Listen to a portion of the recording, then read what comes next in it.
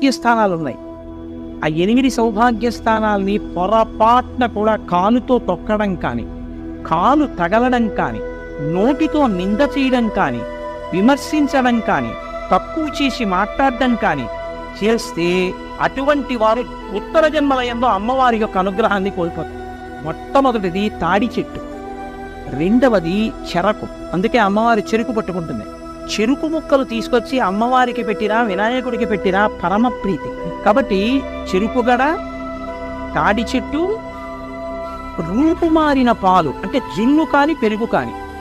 నాలుగవది ఉప్పు. ఉప్పుని ఎన్నడూ నింద చేయడం కానీ, ఉప్పుని తిట్టడం కానీ చేయకూడదు. నాలుగవది ఉప్పు. ఐదవది అనుములు.